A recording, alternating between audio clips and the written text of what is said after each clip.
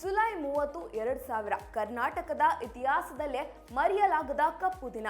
ಪ್ರಸಿದ್ಧ ಕಾಡು ಕಳ್ಳ ವೀರಪ್ಪನ್ ಕನ್ನಡದ ವರನಟ ಡಾಕ್ಟರ್ ರಾಜ್ಕುಮಾರ್ ಅವರನ್ನ ಅಪಹರಿಸಿದ ಸುದ್ದಿ ಇಡೀ ದಕ್ಷಿಣ ಭಾರತವನ್ನೇ ಬೆಚ್ಚಿ ಬೀಳಿಸಿತ್ತು. ಅಂದು ಭೀಮನ ಅಮಾವಾಸ್ಯೆಯ ದಿನವಾಗಿತ್ತು. ಗಾಜನೂರಿನ ಹುಟ್ಟೂರಿನ ಮನೆಯಲ್ಲಿದ್ದ ಅಣ್ಣವರ ಬಳಿ ರಾತ್ರಿ ಸುರಿಯುತ್ತಿದ್ದ ಮಳೆಯ ನಡುವೆ ವೀರಪ್ಪನ್ ತನ್ನ ಗುಂಪಿನೊಂದಿಗೆ ನುಗ್ಗಿದ್ದನು.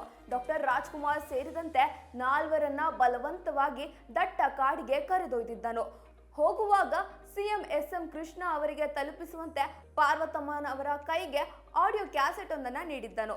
ಈ ಸುದ್ದಿ ತಿಳಿಯುತ್ತಿದ್ದಂತೆ ಇಡೀ ಕರ್ನಾಟಕದಲ್ಲಿ ಆಕ್ರೋಶ ಮುಗಿಲು ಮುಟ್ಟಿದ್ದು.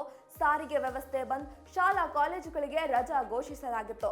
ಕಾವೇರಿ ನೀರು ಹಾಗೂ ತನ್ನ ಬೆಂಬಲಿಗರ ಬಿಡುಗಡೆ ಸೇರಿದಂತೆ ಹಲವು ಬೇಡಿಕೆಗಳನ್ನ ವೀರಪ್ಪನ್ ಇಟ್ಟಿದ್ದನು. ಪರಿಸ್ಥಿತಿ ತಿಳಿಗೊಳಿಸಲು ಗೋಪಾಲ್ ಅವರನ್ನ ಸಂಧಾನ ಅಧಿಕಾರಿಯಾಗಿ ಕಾಡಿಗೆ ಕಳಿಸಲಾಯಿತು.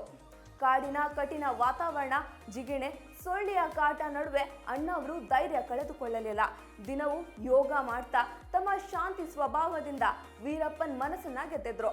ಕೊನೆಗೆ 108 ದಿನಗಳ ಸುದೀರ್ಘ ಕಾಯುವಿಕೆಯ ನಂತರ ನವೆಂಬರ್ 15ರಂದು ಅಣ್ಣವರು ಸುರಕ್ಷಿತವಾಗಿ ಬಿಡುಗಡೆಯಾಗಿದ್ರು. ಅವರು ಬೆಂಗಳೂರಿಗೆ ಮರಳಿದಾಗ ಇಡೀ ರಾಜ್ಯವೇ ಸಂಭ್ರಮಿಸಿತ್ತು.